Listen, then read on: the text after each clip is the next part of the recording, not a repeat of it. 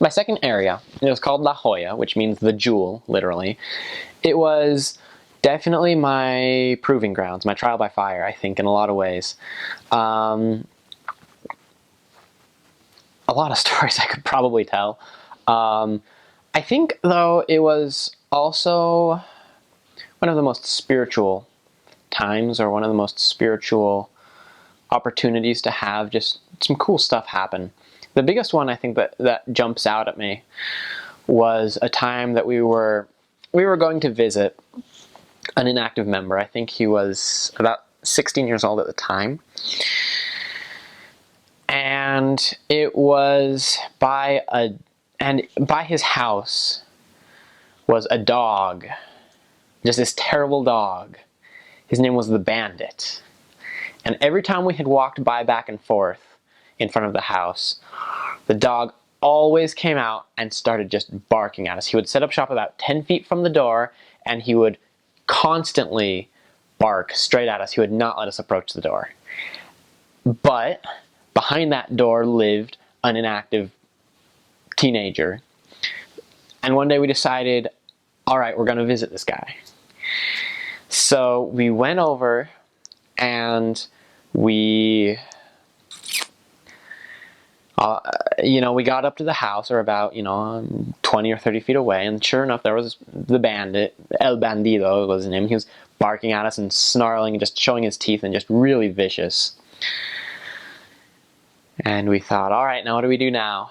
We had agreed we were going to come visit this inactive fellow, and so we tried to, my companion and I tried going around this way, and my companion tried going around that way, and kind of going in on him. Sneaking up was not an option because he was so vigilant. So that didn't work, though, because he stepped back to meet the both of us, and so then we decided that we would try to make friends with the dog a little bit, and just walk up very slowly and calmly.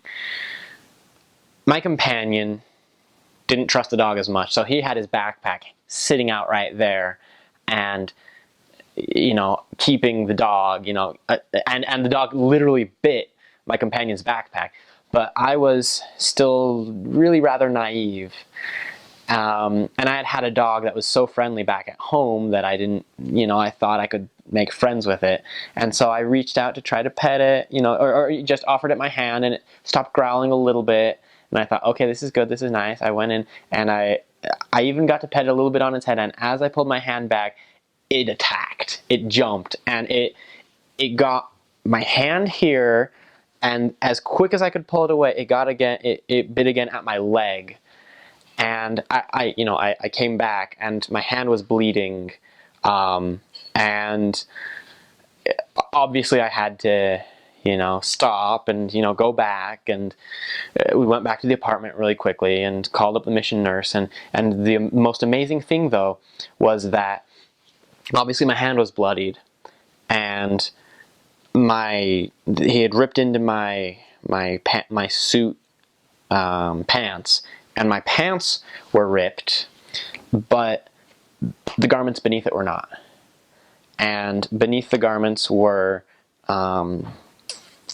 it was bruised, but there was no blood. And that was just an incredible thing to me. It was a definite blessing to me from the Lord that there was protection against forces that would harm. And yeah, so we figured out later that the dog had been vaccinated, that there's no problem with rabies or anything like that. What we learned later, I suppose, was that the dog earlier had been, as a puppy, abused by some very, very negligent missionaries who had cornered the puppy and thrown rocks at it. And ever since then, he had not liked missionaries so much. And so we were not really well welcomed by that dog. But I was still very amazed and impressed with the depth of the protection that I received from the Lord to have only had just a very minor injury at that point.